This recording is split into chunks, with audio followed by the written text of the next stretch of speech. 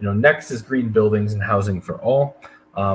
The buildings that we live in, that we work in, that are in our communities, make up about 9% of emissions, and we would produce 9 million jobs in this overhaul of this sector, and it would cost about $650 billion.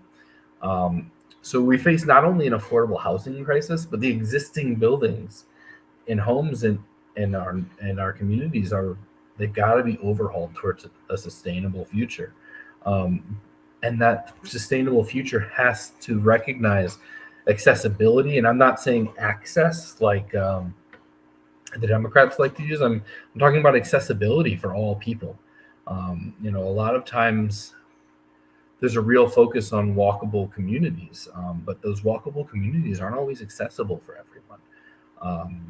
There still is a need to accommodate, a section of our population that can't walk from place to place. So it's got to recognize accessible, quality housing as a basic human right. Part of this is Homes for All, which is part of the Economic Bill of Rights. But we have about a 7 million unit housing shortage in our country. So our plan calls for 25 million units of public housing, with 40% of those being low income to fill the housing shortage. And that would include mixed income social housing, and much like you see in Europe, right? Public and social housing in the United States tends to be, vilified as poor quality housing that's not maintained. But when you look at Vienna, Austria is the kind of the model where the majority of citizens in Vienna or residents in Vienna live in public or subsidized housing. It's mixed income, it's sought after, and it's key to kind of how they organize their communities. And then on top of that, we need universal rent control. Rent has gotten out of control.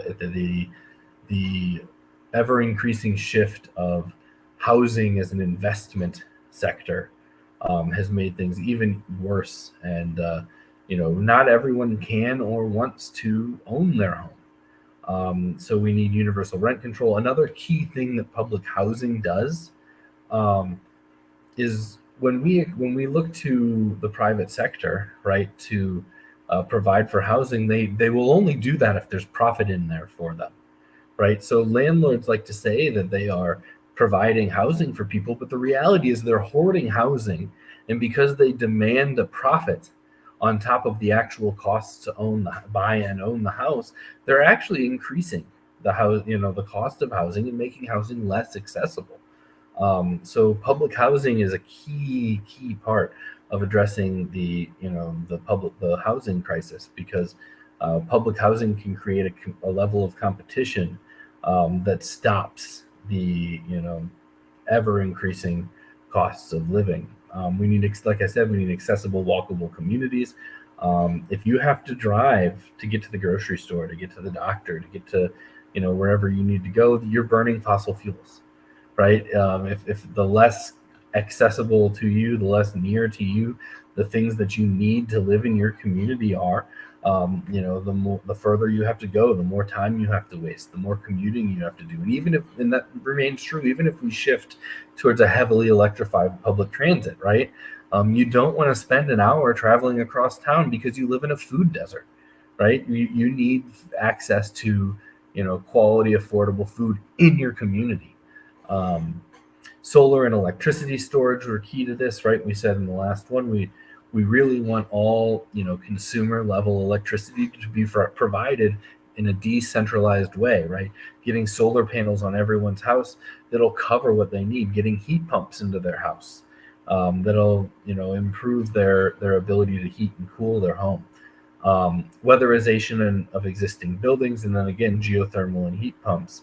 One of my favorite things about kind of the Democrat plans is Bernie had a plan for weatherization, and I don't remember the exact specifics, but if you did the math on the number of homes in the United States and the number of homes that his plan would call for or would retrofit over the course of a year, it would take over a century to get through them all, right? That's not a viable plan. That's not a realistic plan. That's not a serious attempt to address the reducing emissions.